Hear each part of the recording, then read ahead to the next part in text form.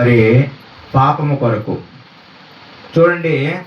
కీర్తనాకారుడు కీర్తన గ్రంథము 4వ అధ్యాయము 4వ వచనాన్ని మనం చదివితే ఇక్కడ చక్కటి మాట కనిపిస్తుంది. భయము నుండి పాపము చెయ్యకుడి. దేవునికి స్తోత్రం. భయము కలిగి ఏం చేయకూడదట? పాపము చెయ్యకూడదు. పాపము ఎందుకు చెయ్యకూడదు అంటే, పాపం అనేది దేవుని యొక్క ఆజ్ఞను అతిక్రమించడమే పాపం. ఆ పాపానికి వచ్చే జీతం ఏంటి? రోమపత్రిక చదవండి ఒకసారి. రోమపత్రిక 6:23, 6వ అధ్యాయము 23వ వచనం చూడండి ఒకసారి. ఏలయనగా పాపం వలన వచ్చు జీతము మరణము. చూసారా? పాపం వలన వచ్చే జీతము నరకమనే మరణము. కాబట్టి ఆ నరకమనే మరణానికి మనం వెళ్ళకుండా ఉండాలి అంటే భయము కలిగి మనం పాపము చేయకూడదట. ఏం కలిగమ్మా? భయము కలిగి, దేవుని యందు భయము కలిగి మనం పాపం చేయకుండా మనం ఎంతగానో దేవుని యొక్క భయము కలిగి మనం జీవిస్తే మనం పాపం జోలికి మనం వెళ్ళాం. దేవునికి స్తోత్రం. అయితే మనము దేవుళ్ళో రాకముందు, దేవుళ్ళో మనం చేరకముందు మనము తెలుసో తెలియకో అనేక అపరాధాలు, అనేక పాపములు మనం చేసిన వాళ్ళమే. అయితే దేవుళ్ళోకి వచ్చిన తర్వాత ఇప్పుడు దేవుడు ఎంతగానో మన యొక్క పాపములు ఏం చేస్తాడైనా? ఏం చేస్తాడండి? మనం దేవుళ్ళు లేకముందు పాపం చేశాం కాబట్టి దేవుడు ఎంతగానో ఆ పాపాన్ని ఆయన క్షమించేవాడుగా ఉన్నాడు. దేవునికి స్తోత్రం. అందుకోసమే చాలా మంది భక్తులు వాళ్ళు తెలుసో తెలియకో చేసిన పాపాలు దేవుని దగ్గరికి వచ్చిన తర్వాత వాళ్ళు ఎంతగానో ఒప్పుకున్నారు. వాళ్ళు ఒప్పుకొని వాటిని ఎంతగానో విడిచిపెట్టారు. అందుకోసమే చూడండి, కీర్తన గ్రంథంలో దావీదు భక్తుడు తాను చేసిన పాపం కోసం ఆయన ఈ రీతిగా ప్రార్థన చేస్తున్నాడు. 79వ అధ్యాయము 9వ వచనం చదవండి. కీర్తన 79:9. మా రక్షణకర్తవగు దేవా, నీ నామ ప్రభావం బట్టి మాకు సహాయము చేయము. నీ నామమును బట్టి మా పాపములను పరిహరించి మమ్మను రక్షించుము. చూసారా? పాపము పరిహరించబడకపోతే మనం రక్షించబడలేం. మనం రక్షించబడకపోతే మనకు శిక్ష అనేది ఉంటుంది. ఏముంటదండి? మనకు శిక్ష అనేది ఉంటుంది. అందుకోసమే ఇక్కడ దావీదు భక్తుడు, ఇక్కడ యాసాఫు భక్తుడు ఏం చేస్తున్నాడు? ఎంతగానో దేవునికి ప్రార్థన చేస్తున్నాడు. ఏమని ప్రార్థన చేస్తున్నాడు? మా రక్షణకర్తవు దేవా, నీ నామ ప్రభావమును బట్టి మాకు సహాయము చేయము. నీ నామమును బట్టి మా పాపములను పరిహరించి మమ్మను రక్షించుము. దేవునికి స్తోత్రం. కాబట్టి మనము దేవుళ్ళో రాకముందు, దేవుణ్ణి నమ్ముకోకముందు మనం చేసిన ప్రతి అపరాధాన్ని, ప్రతి పాపాన్ని కూడా దేవుడు ఏం చేస్తాడు? క్షమిస్తాడు. అలాగా దేవుడు క్షమించకపోతే ఆయన దేవుడు అవ్వడు. అవుతాడండి? దేవుడు అవ్వలేడు. అందుకోసమే దేవుడు ఏం చేస్తాడు? మనం తెలుసో తెలియకో చేసిన అపరాధములో మనం సృష్టికర్త అయిన దేవుని దగ్గరికి వచ్చిన తర్వాత, దేవుడు నమ్ముకున్న తర్వాత మన పాపములను ఏం చేస్తాడు? ఆయన క్షమిస్తాడు. దేవునికి స్తోత్రం. ఆయన క్షమించాలి అంటే దేవుని దగ్గర ఏం చేయాలి? మన యొక్క పాపములు మనం ఒప్పుకోవాలి. మన పాపములు మనం ఒప్పుకొని మనం ఏం చేయాలి? వాటిని ఎంతగానో మనం విడిచిపెట్టినప్పుడు దేవుడు ఏం చేస్తాడట? మన యొక్క పాపములను ఆయన తొలగిస్తాడు. దేవునికి స్తోత్రం. అలాగే ఇక్కడ చూడండి, మరొక మాట మనకు కనిపిస్తుంటది.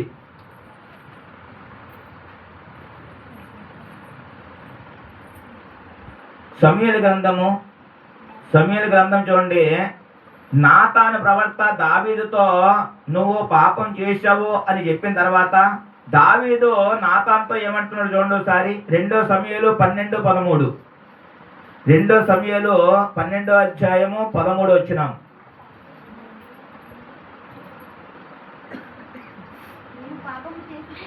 నేను పాపము చేసితినని దావీదు నాతానుతో అనగా. దేవునికి స్తోత్రం. అంటే దావీదు రహస్యంగా పాపం చేశాడు. ఎలా చేశాడమ్మా? దావీదు రహస్యంగా పాపం చేశాడు కాబట్టి ఇక్కడ దావీదు ఏం చేస్తున్నాడు? ఇప్పుడు దేవుని దగ్గర తన యొక్క పాపాన్ని ఆయన ఒప్పుకుంటున్నాడు. ఏం చేస్తున్నాడంటే ఎంతగానో దావీదు దేవుని దగ్గర తన యొక్క పాపాన్ని ఆయన ఒప్పుకుంటున్నాడు. ఎందుకో ఒప్పుకోకపోతే మనం శిక్షించబడతాం. కాబట్టి దేవుని ద్వారా శిక్ష అనేది చాలా భయంకరంగా ఉంటుంది. అందుకోసమనే మనం చేసే అపరాధములు, మనం చేసే పాపములు ఎవరు క్షమించాలి? మనం సృష్టించిన సృష్టికర్త అయిన దేవుడే క్షమించాలి. ఎందుకంటే దేవుడు అన్నాడు నువ్వు పాపం చేయవద్దు అని. మళ్ళా మనం తెలుసో తెలియకో తప్పు చేసిన తర్వాత ఇప్పుడు ఎవరు క్షమించాలి చెప్పండి? దేవుడే మళ్ళీ క్షమించాలి. ఈ సృష్టిలో ఉన్న ఏదైనా కూడా మనిషి చేసే పాపాలు క్షమించగలదా చెప్పండి? ఎవరు కూడా మనిషి చేసే పాపాలు క్షమించలేరు. ఒక్క దేవుడే క్షమించగలడు. దేవునికి స్తోత్రం. ఎందుకంటే దేవుడు మన యొక్క తండ్రి. మనం ఎంతగానో సైతాను ప్రేరేపణ వల్ల, దుష్టుడి యొక్క ఆలోచన వల్ల మనం చేసే అపరాధము, మనం చేసే పాపము దేవుని దగ్గరికి వచ్చి మనం ఒప్పుకోవడం ద్వారా దేవుడు ఏం చేస్తాడు? మన యొక్క పాపములు ఆయన క్షమిస్తాడు. మరి దేవుడు పాపాలు క్షమిస్తున్నాడు అంటే మరి దేవుడు కూడా పాపము లేనివాడుగా ఉండాలి. ఏమై ఉండాలంటే దేవుడు పాపం లేనివాడుగా ఉంటేనే మన పాపాలు క్షమించగలడు. దేవుడు కూడా ఏదో విషయంలో పాపం చేసినా, తప్పు చేసినా మన పాపాలు క్షమించే అధికారము దేవుడికి ఉండదు. దేవునికి స్తోత్రం. అందుకోసం యేసుక్రీస్తు వారు ఈ లోకంలో ఆయన మనిషిగా వచ్చిన తర్వాత సమరయ స్త్రీ యొక్క పాపాలను ఆయన క్షమించాడు. దేవునికి స్తోత్రం. అలాగే వ్యభిచారంలో పట్టబడిన యొక్క స్త్రీ యొక్క పాపాలు ఆయన క్షమించాడు. అలాగే పాపాత్మురాలి యొక్క పాపాలు కూడా యేసు ప్రభు క్షమించాడు. అలాగే సుంకపు గుత్తదారుడైన, అన్యాయపు పనులు వసూలు చేసే అతని యొక్క పాపాలు కూడా ఏం చేశాడు? యేసు ప్రభు క్షమించాడు. అంటే మరి యేసు ప్రభు పాపం లేనివాడుగా ఉన్నాడా, లేక యేసు ప్రభు కూడా పాపం చేసేవాడుగా ఉన్నాడని ఆ గ్రంథం చెప్తుందా అని మనం ఆలోచన చేస్తే చూడండి, యేసు ప్రభు కొరకు కొన్ని విషయాలు మనం తెలుసుకుందాం. ఎందుకంటే పాపం క్షమించేవాడు పాపం లేనివాడుగానే ఉండాలి. యేసు ప్రభులో పాపం ఉంటే ఆయన పాపాలు క్షమించే అర్హత ఆయనకు ఉండదు. అందుకోసం యేసు ప్రభు కోసం మరి కొంతమంది భక్తులు గ్రంథాల్లో రాశారు. చూడండి, మనం మొదటిగా చదువుకుంటే కొరింథీ పత్రిక 2వ పత్రిక తీయండి ఒకసారి. కొరింథీ రాసిన 2వ పత్రిక 5వ అధ్యాయం 21వ వచనం. కొరింథీ రాసిన 2వ పత్రిక 5:21. చూడండి, ఇక్కడ ఏమంటున్నాడు? ఎందుకనగా మనం ఆయన యందు దేవుని నీతి అగునట్లు పాపం ఎరుగని ఆయనను మన కోసము పాపముగా చేసెను. చూసారా? పాపం ఎరుగని యేసు ప్రభు ఆయన పాపంగా మారిపోయాడు. దేవునికి స్తోత్రం. ఆయన పాపంగా ఎలా మారిపోయాడు? మన పాపాలన్నీ కూడా ఆయన మీద ఆయన మోపుకున్నాడు. మన అతిక్రమములన్నీ కూడా ఆయన మీద పడ్డాయి. కాబట్టి దేవుడు ఎలా కనిపిస్తున్నాడు? ఇప్పుడు ఒక పాప ఆకారంతో కనిపిస్తున్నాడు. దేవునికి స్తోత్రం. హల్లెలూయా. ఇప్పుడు యేసు ప్రభు అంత భయంకరమైన ఆ శిలువ మీద 3 మేకులతో వేలాడుతున్నాడు అంటే అలాగా ఎవరిని వేలాడదీసేవారు చెప్పండి? పాపం చేసిన వాళ్ళనే అలా వేలాడదీసేవారు. అపరాధం చేసిన వాళ్ళని సిలివేసేవారు అన్నాడు. మరి యేసు ప్రభు ఏ పాపం చేయకుండానే ఒక పాపిగా శిలువ మీద వేలాడుతున్నాడు అంటే మన యొక్క పాపములన్నిటిని కూడా ఆయన ఏం చేశాడు? తన మీద వేసుకున్నాడు. దేవునికి స్తోత్రం. మనం పొందవలసిన శిలువ మరణాన్ని యేసు ప్రభువారు ఆయన పొందుతున్నాడు. అందుకోసమనే మన పాపాలు తొలగించే అధికారం ఎవరికి ఉంది? ఆ దేవునికే ఉంది. దేవునికి స్తోత్రం. ఎందుకంటే పాపము ఊరకనే తొలగించేది కాదండి ఇది. అర్థమైందంటే, ఇప్పుడు జడ్జి గారు కొడుకు తప్పు చేశాడు అనుకోండి, నేను జడ్జిని కదా అని తన కొడుకుని క్షమిస్తాడా? చెప్పండి. క్షమించడు. అలా క్షమించకూడదు. అది చట్టప్రకారమైంది కాదది. తన జడ్జి కొడుకు తప్పు చేసిన కూడా శిక్ష వేయాలి. అయితే దేవుని కుమారులమైన మనము తప్పు చేసిన తర్వాత మనం శిక్షించబడకూడదని, మనం నరకానికి వెళ్ళకూడదని ఆ దేవాది దేవుడైన యేసుక్రీస్తు ఏం చేశాడు? ఆయన ఈ లోకానికి మనిషిగా వచ్చి మన పాపములను తన మీద వేసుకున్నాడు. దేవునికి స్తోత్రం. అందుకోసం యేసు ప్రభు పుట్టక ముందు యెషయా ప్రవక్త యేసు ప్రభు కోసం ప్రవచిస్తున్నాడు. చూడండి ఒకసారి, యెషయా గ్రంథం చూడండి ఒకసారి, 53వ అధ్యాయము. యేసు ప్రభు వారు పుట్టక ముందే ఇక్కడ యెషయా భక్తుడు యేసు ప్రభు కోసం ఈ రీతిగా ప్రవచిస్తున్నాడు. 6వ అధ్యాయం 53:6. మనమందరము గొర్రెల వలె త్రోవ తప్పితిమి, మనలో ప్రతి వాడును తనకిష్టమైన త్రోవకు తొలిగెను, యెహోవా మనందరి దోషము అతని మీద మోపెను. చూసారా? మన దోషాలన్నింటినీ కూడా ఎవరి మీద మోపాడు? యేసు ప్రభు మీద మోపాడు. అందుకోసమనే పాపములు క్షమించే అధికారం ఎవరికి ఉంది? యేసు ప్రభు వారికే ఉంది. ఎందుకంటే ఆయన మన పాపాలన్నింటినీ కూడా శిలువ మీద మోసి, ఆయన మన పాపాల కోసం శిలువలో చనిపోయి ఆ పాపాలను అంతం చేసి మళ్ళా 3వ రోజున సమాధిలోంచి ఆయన తిరిగి లేచాడు. దేవునికి స్తోత్రం. అందుకోసమే ఆయన దేవుడుగా ఉన్నాడు, మనం అందరం కూడా ఆయన ప్రజలుగా ఉన్నాము. అందుకోసమే దేవుని బిడ్డలైన వారు యేసు దగ్గరికి వచ్చిన తర్వాత అప్పుడు ప్రభు ఏం చేస్తాడు? వారిలో ఉన్న ప్రతి పాపాన్ని కూడా ఆయన తొలగిస్తాడు. ఎందుకంటే పాప విషయంలో ఆయన ఏం చేశాడు? మరణం పొందాడు. దేవునికి స్తోత్రం. ఏం పొందాడండి? ఆయన మరణము పొందాడు. పాపాలు క్షమించే అధికారము ఎవరి దగ్గర ఉంది? యేసు ప్రభు దగ్గర ఉంది. ఎందుకంటే ఆయన పాపం ఎరుగని వాడట. ఆయన ఎవరమ్మా? పాపము ఎరుగని వాడు. అలాగే రెండో మాట మనం చూస్తే హెబ్రీ పత్రిక చూడండి ఒకసారి. హెబ్రీ పత్రిక 4వ అధ్యాయము 15వ వచనం. హెబ్రీ పత్రిక 4:15 తీయండి ఒకసారి. 4వ అధ్యాయం 15వ వచనం. హెబ్రీ పత్రిక 4:15. 4:15 చదవండి. చూడండి, మన ప్రధాన యాజకుడు మన బలహీనతల యందు మనతో సహాభావము లేనివాడు కాడు, గాని సమస్త విషయముల్లోనూ మన వలెనే శోధింపబడినను ఆయన పాపము లేనివాడుగా ఉండెను. దేవునికి స్తోత్రం చెప్పండి ఒకసారి. చూసారా? యేసు ప్రభులు ఏమి లేదట? పాపము లేదు. యేసు ప్రభులో పాపం ఉంటే ఆయన మన పాపాలు తీయగలడా? చెప్పండి. ఇప్పుడు చెడిపోయిన రక్తము మరొక వ్యక్తికి పనికి వస్తుందా? చెప్పండి.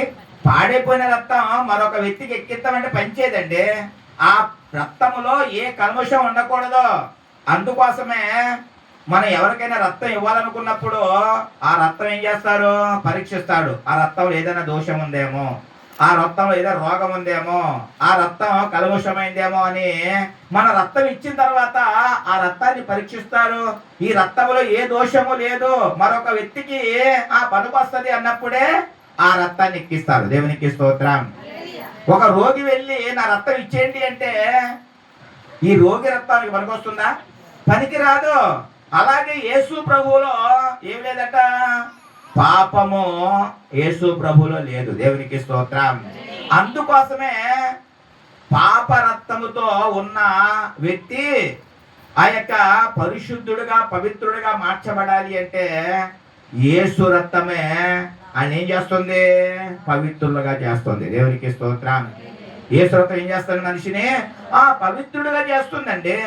అందుకోసమే యేసుక్రీస్తు వారి కోసం ఇక్కడ ఏమంటున్నాడు, ఇక్కడ ఏమంటున్నాడండి, మళ్ళొకసారి చదవండి ఒకసారి. హెబ్రీ పత్రిక చూడండి. మన ప్రధాన యాజకుడు మన బలహీనత యందు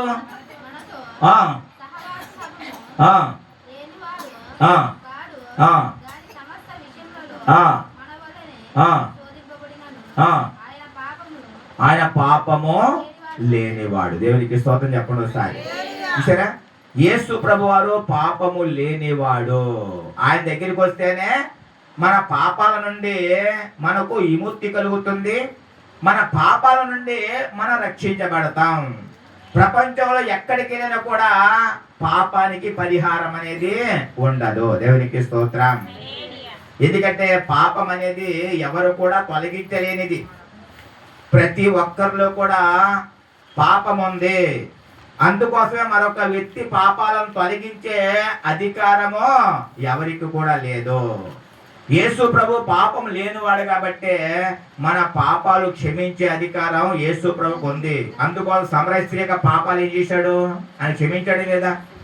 ఈ విచారంలో పట్టబడిన స్త్రీని ఏం చేశాడు, ఆయన క్షమించడే లేదా? పాపాత్మురాలైన ఆమెను ఏం చేశాడు, ఆయన క్షమించడే లేదా? యేసు ప్రభులో పాపం ఉంటే వాడు ఎలా క్షమించగలడు, వారి పాపాలు ఎలా తొలగించగలడు చెప్పండి. కాబట్టి యేసు పాపం లేనివాడు, ఎంతగానో ఆయన పాపము చెయ్యలేదు. దేవునికి స్తోత్రం. హల్లెలూయా. అందుకోసం మరొక మాట చూడండి ఒకసారి. పేతురు రాసిన మొదటి పత్రిక, పేతురు రాసిన మొదటి పత్రిక రెండో అధ్యాయం 21 వచనం, 2:21. క్రీస్తు కూడా మీ కొరకు బాధపడి మీరు తన అడుగు జాడలందు నడుచుకున్నట్లు మీకు మాదిరి ఉంచిపోయెను. ఆయన పాపము చెయ్యలేదు, ఆయన నోట ఏ కపటము లేదు. చూసారా, యేసు ప్రభు లోకానికి వచ్చి ఆయన ఏం చేయలేదట, పాపము చెయ్యలేదు. ఎందుకంటే ఆయన పాపం చేస్తే మరొక వ్యక్తి పాపాలు తొలగించే అధికారం ఆయన కోల్పోతాడు. అందుకోసమే ఆయన చేత పాపం చేద్దామని సైతాను గాడు ఎంతో ట్రై చేశాడు. అవునా కదండి?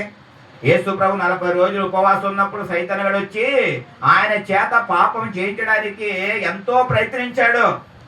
కానీ యేసు ప్రభు పాపం చేశాడా? యేసు ప్రభు ఏ విషయంలో కూడా ఆయన పాపం చేయలేదు. ఆయన నీతిమంతుడుగానే ఉన్నాడు, ఆయన పరిశుద్ధుడుగానే ఉన్నాడు. దేవునికి స్తోత్రం. కాబట్టి అటువంటి నీతిమంతుడైన యేసు దగ్గరికి వస్తేనే మన పాపాలు తొలగించబడతాయి. నీతిమంతుడైన యేసు ప్రభు నమ్ముకుంటేనే మన పాపం నుండి మన విముక్తి పొందగలము. మనం ఎక్కడికి వెళ్ళినా ఏది చేసినా కూడా మనం పాపాల నుండి మన విడుదల మనకు కలగదు, పాపం నుండి మనకు విముక్తి కలగదు. ఒక యేసు ద్వారా పాపానికి క్షమాపణ కలుగుతుంది. దేవునికి స్తోత్రం. అందుకు యేసు ప్రభు డైరెక్టర్ చెప్తున్నాడు. చూడండి ఒకసారి మత్తయి సువార్త తీయండి. యేసు ప్రభు వారు అక్కడున్న పరిచయులతో శాస్త్రులతో ఆయన ఏమంటున్నాడు అంటే, చూడండి ఒకసారి 10వ అధ్యాయము మత్తయి సువార్త చూడండి ఒకసారి. ఇక్కడ యేసు ప్రభు అంటున్నాడు,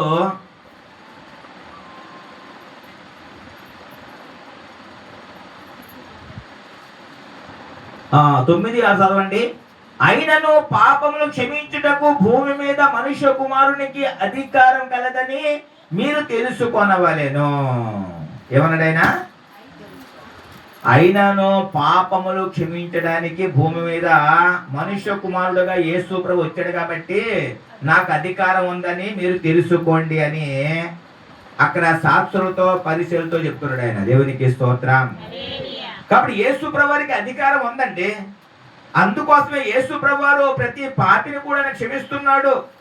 ఎంత ఘోర పాపినైనా కూడా క్షమించగల అధికారం యేసు ప్రభు వారికి ఉంది. అందుకోసమే ప్రపంచ దేశాలన్నీ కూడా యేసు దగ్గరకు వస్తున్నాయి. ఎంతగానో యేసు ప్రభు ద్వారా పాపానికి పరిహారం పొందుతున్నారు. దేవునికి స్తోత్రం. కాబట్టి పాపం వల్ల వచ్చే జీతం ఏంటంట? నరకం అనే మరణం. ఆ మరణం నుండి మనం తప్పించుకోవాలి అంటే మన పాపాలు తొలగించుకోవాలి. మన పాపాలు తొలగించుకోవాలి అంటే మనం యేసు దగ్గరికి రావాలి. దేవునికి స్తోత్రం. ఎక్కడ రావాలంటే మనము యేసు దగ్గర రావాలి. యేసు దగ్గరికి వచ్చిన తర్వాతే నీ పాపాలు తొలగిస్తాడు. ఆ తర్వాత మళ్ళా నీకు పాపం రాకుండా నువ్వు ఎలా జీవించాలో, ఎలా నడవాలో, ఎలా ఉండాలో, ఎలా మాట్లాడాలో, ఎలాగా ప్రవర్తించాలో అన్ని కూడా మళ్ళా దేవుడే నేర్పిస్తాడు. దేవునికి స్తోత్రం చెప్పండి ఒకసారి. ఇప్పుడు డాక్టర్ దగ్గరికి మనం వెళ్ళామండి ఒక జబ్బుతోటి. డాక్టర్ వెళ్ళిన తర్వాత డాక్టర్ ఏం చేశాడు? తన దగ్గర మందుల చేత ఆ రోగాన్ని ఏం చేశాడు? తొలగించాడు. తొలగించి కొన్ని పత్యాలు చెప్పాడు ఆయన. చెప్తారు చెప్పండి. ఇప్పుడు పచ్చకామెలు వచ్చేయండి. పచ్చకామెలు వచ్చిన తర్వాత మనం వెళ్తాం. ఎల్లే కదా ఫేమస్. ఆ వెళ్ళిన తర్వాత మందు ఇస్తాడు. ఇచ్చిన తర్వాత ఇప్పుడు ఏం చేయాలి? ఇప్పుడు మందు తీసుకున్న తర్వాత పత్యం చేయాలి వద్దా? పత్యం చేయకపోతే ప్రాణం పోద్ది. అందుకోసమనే మందు వేసుకున్న తర్వాత పత్యం చేయాలి బాబు, పత్యం చేయకపోతే అది ముదిరిపోతే నువ్వు సత్తం అంటాడు. అప్పుడు మాత్రం పత్యం ఉంటారు కొంతమంది. కానీ యేసు దగ్గర వచ్చిన తర్వాత, బాప్టిజం తీసుకున్న తర్వాత, పాపాలు తొలగించబడిన తర్వాత మీరు పరిశుద్ధంగా ఉండండి, ఇది ఒక పత్యం. పవిత్రంగా ఉండండి, ఇది ఒక పత్యము. మీరు యథార్థంగా ఉండండి, నీతిగా ఉండండి, భక్తిగా ఉండండి, ఇటువంటి పత్యాలు చెప్తే యేసు దగ్గరికి వస్తే తాగుడు మానాలన్నమాట. యేసు దగ్గర వస్తే బూతులు మానాలన్నమాట. యేసు దగ్గర వస్తే అబద్ధాలు మానాలన్నమాట. యేసు దగ్గరికి వస్తే మనము ఈ పనికలన్నీ కూడా మానేయాలి అని చాలా మంది ఏం చేయరు? యేసు దగ్గర రారు. ఎందుకంటే ఆయన పత్యం చెప్తాడని. మరి పత్యం చేయకపోతే పాపల రోగం అయిపోద్ది. కాబట్టి చాలా మంది ఇటువంటి పత్యం చెయ్యలేక యేసు దగ్గరికి రారు. దేవునికి స్తోత్రం చెప్పండి ఒకసారి. హల్లెలూయా. రాకపోతే ఏదో ఒక రోజు నరకమనే భయంకరమైన యాతన, ఆ బాధలోకి మనం వెళ్ళిపోతాము. కాబట్టి పాపాలు తొలగించబడిన తర్వాత పత్యం చేయకపోతే మళ్ళా పాపం ఏం చేస్తుంది? మళ్ళా మన దగ్గరికి వచ్చేస్తుంది. మళ్ళా పాపం ఏం చేస్తుంది? మళ్ళా నరక పాత్రలుగా చేస్తుంది. కాబట్టి ఆ పాపం నుండి విడుదల పొందిన మనము నీతి, భక్తి, యథార్థత, పరిశుద్ధత ఇటువన్నీ పాటిస్తే మళ్ళా మనం ఎలా ఉంటాం? ఆరోగ్యంగా ఉంటాం. దేవునికి స్తోత్రం. హల్లెలూయా. కాబట్టి యేసుక్రీస్తు వారు ఆయన పాపం తొలగించిన ప్రతి ఒక్కరు కూడా ఏమైనవాడు? అమ్మాయికి ఎప్పుడు పాపం చేయొద్దు. దేవునికి స్తోత్రం చెప్పండి ఒకసారి. చెప్పడం లేదండి. యేసుప్రభు చెప్పేవాడండి, ఇంకెప్పుడు కూడా నువ్వు పాపం చేయవద్దు. మళ్ళా పాపం చేస్తే మళ్ళా నీకు క్షమాపణ ఉండదు. కాబట్టి క్షమాపణ అనేది ఒకసారే. కాబట్టి మళ్ళా నువ్వు పాపం చేయొద్దు అని యేసుప్రభు చెప్తూ ఉండేవాడు.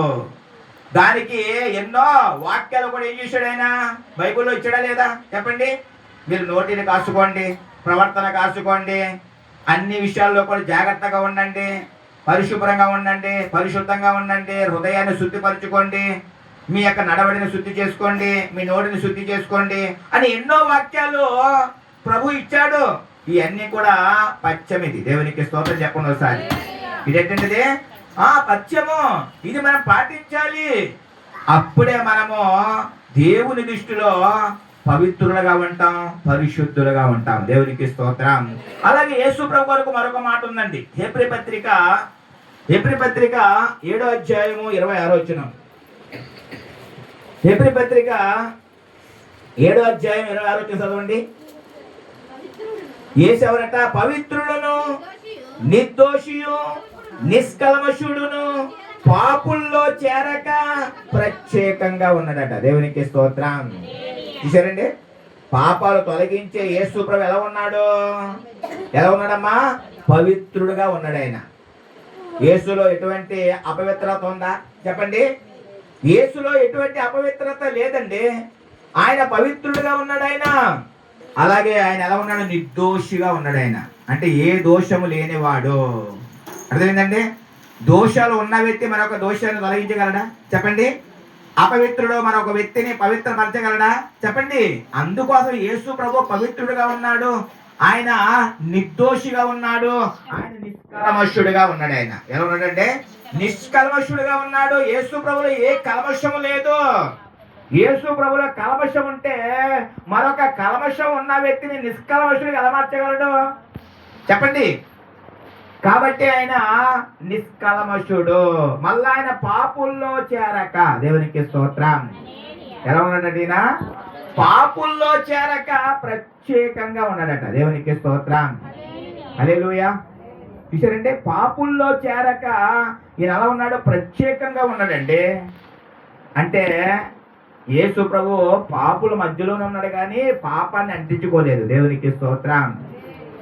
పాపంలో ఉన్న పాపాన్ని తొలగిస్తూ వాళ్ళను పరిశుద్ధపరుస్తున్నాడు, పవిత్రపరుస్తున్నాడు. ఒక కవల పువ్వు బుడదలోంచి వచ్చి ఎలాగ బుడద అంటించుకోకుండా అది నిష్కలంకంగా ఉంటుందో యేసు ప్రభు కూడా పాపుల్లోనే ఉన్నాడు కానీ ఆ పాపాన్ని అంటించుకోలేదు. దేవునికి స్తోత్రం. అటువంటి పాపం లేని యేసు ప్రభు మన పాపాలు తొలగించే అర్హుడుగా ఉన్నాడు, అధికారిగా ఉన్నాడు. ఆయనే మన పాపాలకు ప్రయశ్చిత్తం కలుగు చేసేవాడు. దేవునికి స్తోత్రం. చదవండి ఆ మాట కూడాను. యోహాను రాసిన మొదటి పత్రిక. మన పాపాలకు ప్రభు ఏం చేస్తున్నాడు చూడండి ఒకసారి. యోహాను రాసిన మొదటి పత్రిక 4వ అధ్యాయము. యోహాను రాసిన మొదటి పత్రిక 4వ అధ్యాయం చూడండి ఒకసారి. ఇక్కడ ప్రభు అంటాడు, మన పాపములకు ప్రయశ్చిత్తము అనే మాట చూడండి ఒకసారి. 4వ అధ్యాయము.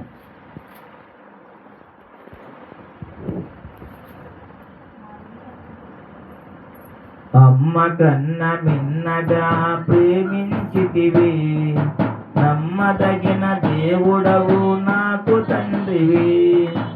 అమ్మ కన్న మిన్నగా ప్రేమించితివి, నమ్మదగిన దేవుడవు నాకు తండ్రివి. ఎంబడించెదా విశ్వాసముతో, ఎంత వచ్చేదా యేసు నీతో. అమ్మ కన్న మిన్నగా ప్రేమించితివి, నమ్మదగిన దేవుడవు నాకు తండ్రివి. చదవండి. 2వ అధ్యాయము 2వ వచనం చదవండి. 2:2. ఆయనే మన పాపములకు శాంతికరమై ఉన్నాడు. మన పాపములకు మాత్రమే కాదు, సర్వలోక పాపములకు శాంతికరమై ఉన్నాడు. దేవునికి స్తోత్రం. అంటే ఆయనే మన పాపములకు ప్రయశ్చిత్తం కలుగు చేసేవాడని పుట్టినోట్స్లో మనకు కనిపిస్తుంటుందండి. సర్వలోక యొక్క పాపాలన్నిటికీ ప్రయశ్చిత్తం, శాంతి కలిగించే వ్యక్తి ఎవరో? యేసు ప్రభు ఒక్కడే. దేవునికి స్తోత్రం. ఎందుకంటే ఆయన ఒక్కడే పాపం లేనివాడండి. ప్రపంచంలో ఆయన ఒక్కడే పాపము చెయ్యనివాడు, నిర్దోషిగా, నిష్కల్మషుడుగా, పాపుల్లో చేరని వ్యక్తిగా యేసు ప్రభు ఒక్కడే ఉన్నాడు. ఆ ప్రభుకే అనేకులు ప్రార్థన చేసి వారి యొక్క పాపాలను తొలగించుకున్నారు. దేవునికి స్తోత్రం. వారి యొక్క పాపాల నుండి ఎంతగానో వారు విడుదల పొందారు. కాబట్టి మనము యేసు వద్దకు వచ్చి ప్రభు యొక్క మాట ప్రకారంగా మనం జీవించడం ద్వారా, ప్రభు యొక్క ఆజ్ఞ ప్రకారంగా మనం జీవించడం ద్వారా ఎంతగానో ప్రభు ఏం చేస్తాడు? తన బిడ్డలుగా ఆయన మళ్ళీ మార్చుకుంటాడు. ఎందుకంటే మన కోసం ప్రభు ఏం చేశాడట? శిలువలో ఆయన తన ప్రాణం పెట్టాడు. దేవునికి స్తోత్రం. మన పాపాల కోసం ఏం చేశాడండి? ఆయన ప్రాణం పెట్టకపోతే నీ ప్రాణం నరకంలో పెట్టవలసి వస్తుంది. చూడండి సార్ ఆ మాట. కొరింథీ రాసిన పత్రికలో చూడండి 15:3 చదవండి. మొదటి కొరింథీ పత్రిక 15:3 చూడండి ఆ మాట ఉంటది. కొరింథీ రాసిన మొదటి పత్రిక 15:3 ఇది ఏమంటున్నాడు? నాకు ఇయ్యబడిన ఉపదేశమును మొదట మీకు అప్పగించి తిని, అదేమనగా లేఖనము ప్రకారం క్రీస్తు మన పాపముల నిమిత్తము మృతి పొందెను. చూసారా? మన పాపాల కోసం యేసు ప్రభు ఏం చేశాడట? మృతి పొందాడండి. ఆయన మృతి పొందిన యేసు ప్రభు వారు మళ్ళా ఆయన లేఖనం ప్రకారంగా యేసు ప్రభు ఎంతగానో ఆయన సమాధి చేయబడ్డాడు. మళ్ళా యేసు ప్రభు వారు సమాధి నుండి ఆయన తిరిగి లేచాడు. దేవునికి స్తోత్రం. హల్లెలూయా. యేసు ప్రభు వారు సమాధిలో నుండి తిరిగి లేకపోతే ఇంకా యేసు ప్రభుని మనం నమ్ముకోవాల్సిన పని లేదు. అర్థమైందండి? ఎందుకంటే అందరూ చనిపోయి సమాధి చేయబడ్డారు. యేసు ప్రభు కూడా చనిపోయి సమాధి చేయబడ్డాడు. ఆయన మళ్ళా 3వ రోజున ఆయన తిరిగి లేచాడు కాబట్టే ఆయన సజీవుడయ్యాడు. దేవునికి స్తోత్రం, హల్లెలూయా. కాబట్టి సజీవుడైన దేవుడు మన యొక్క పాపాల నుండి ప్రభువే ఆయన మనకు విమోచన ఇచ్చేవాడు. ప్రభువే మన పాపాల నుండి మనల్ని విడిపించేవాడు. ఈ లోకంలో మనం ఎక్కడ పరిగెట్టినా, ఎన్ని చోట్లకి పరిగెట్టినా, ఎన్ని ప్రాంతాలకు పరిగెట్టినా పాపం మాత్రమో పోదు. పోతండి, పాపం పోదండి. పాపము ఒక్క దేవుని ద్వారే పోతుంది. ఎందుకంటే ఆ దేవుడు అన్నాడు, నీ పాపం తొలగించబడాలి అంటే నా ద్వారే పాపాల నుండి విడుదల పొందాలి. పాపం చెయ్యొద్దు అని చెప్పిన వాడు కూడా ఎవరో దేవుడే చెప్పాడు. ఆదాముతో ఏమన్నాడు? నువ్వు ఈ పండు తినొద్దన్నాడు అని ఆజ్ఞ. దేవునికి స్తోత్రం. దేవుడు ఏం చేశాడంటే ఆజ్ఞ ఇచ్చాడు, పాపం చేయొద్దు, పండు తినొద్దు అన్నాడు ఆయన. కానీ ఆదాము దేవుని యొక్క ఆజ్ఞకు అతిక్రమించి పండు తిన్నాడు కాబట్టి ఆదాము ఏమైపోయాడు? పాపిగా మారిపోయాడు. మళ్ళీ అదే దేవుడు ఏం చేశాడు? ఆదాము కోసం, ఆదాము యొక్క సంతతి కోసం పరలోక రాజ్యాన్ని విడిచిపెట్టి ఈ లోకానికి మనిషిగా వచ్చి తన యొక్క సంతతి వారైన ప్రజలందరి కొరకు ఆయన శిలువలో మరణించి 3వ రోజున తిరిగి లేచాడు. దేవునికి స్తోత్రం, హల్లెలూయా. కాబట్టి పాపములకు పరిహారము యేసు ఒక్కడే. కాబట్టి పాపం నుండి విడుదల పొందాలి అంటే యేసు ఒక్కడే విడుదల చేయగలడు. మృతి పొందిన మనము సమాధి నుండి లేవాలి అంటే యేసు ఒక్కడే లేపగలడు. దేవునికి స్తోత్రం. చూసారా, ఒకటి పాపం నుండి విమోచన కలుగుతుంది, రెండోదిగా సమాధిలో నుండి నీ ప్రాణాన్ని ఏం చేస్తున్నాడు? ఆయన విమోచించుచున్నాడు. కరుణ కటాక్షములు నీకు కిరీటముగా ఉంచుచున్నాడు. దేవునికి స్తోత్రం, హల్లెలూయా. మరి అటువంటి గొప్ప భాగ్యాన్ని మనం పొందుకోవాలి అంటే యేసుని సొంత రక్షకునిగా అంగీకరించాలి. ప్రభు యొక్క సన్నిధిలో మనం ఉండాలి.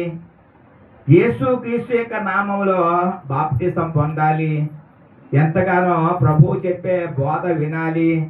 పరిశుద్ధులుగా, పవిత్రులుగా, నీతిమంతులుగా ఉంటే ఎంతగానో మనం దేవుని బిడ్డలుగా ఉంటాం. దేవుని యొక్క రాజ్యానికి మనం వారసులుగా ఉంటాం. ఇక మరణము, నరకమనే ఇంకా ఆ యొక్క నరకానికి వెళ్ళవలసిన పని ఉండదు. దేవునికి స్తోత్రం. కాబట్టి మనం అందరం కూడా దేవుణ్ణి అనుసరిస్తూ ఎంతగానో దేవుని యొక్క బాటలో ముందుకు సాగే కృప పరిశుద్ధాత్మ దేవుడు సహాయం చేసి నడిపించును గాక. ఆమేన్. ప్రార్థన చేసుకుందాం. తల వంచండి, కళ్ళు మూసుకొని ప్రార్థన చేసుకుందాం. మహాపరిశుద్ధుడా నీ వందనాలు, మహాగణుడా నీ స్తోత్రం తండ్రి. ప్రభువా నీ ఎంతగానో నాయనా నీ వాక్యం ద్వారా మాతో మాట్లాడావు ప్రభువా, నీ స్తోత్రం తండ్రి. నాయన వాక్యం ప్రతి ఒక్క హృదయంలో భద్రపరచండి. వాక్యానుసారమైన జీవితం ప్రతి ఒక్కరికి దయచేయండి. పాపానికి క్షమాపణ నీ వద్దే ఉందని ప్రతి ఒక్కరు గుర్తెరిగేలా సహాయం చేయండి ప్రభువా. నాయన పాపుల కోసం తండ్రి లోకానికి వచ్చిన వాడు నీవే ప్రభువా. నాయన పాపులను ప్రభువా పరిశుద్ధులుగా మార్చడానికి, వారికి పాపం నుండి విడుదల చేయడానికి శిలువలో ప్రభువా మరణించింది నీవే ప్రభువా. నాయనా నువ్వు ఎంతగానో తండ్రి దేవుడిగా రుజువు చేసుకోవడానికి మృత్యుంజయుడిగా ప్రభువా నువ్వు సమాధి నుండి తిరిగి లేచిన వాడు నీవే ప్రభువా. ప్రతి ఒక్కరూ తండ్రి నాయన వారి యొక్క హృదయాల్లో ప్రభువా నిన్ను ఆహ్వానించి నీలో భయమో భక్తి కలిగి నీలో యథార్థంగా నమ్మకంగా ఉండేలా సహాయము చేయమని కూడొచ్చిన బిడ్డలందరినీ కూడా పేరు పేరు చొప్పున దీవించండి. వాక్యానుసారమైన జీవితం మాకు అందరికీ అనుగ్రహించమని యేసు పరిశుద్ధుడు అడుగుతున్నాం తండ్రి. ఆమేన్. దేవుని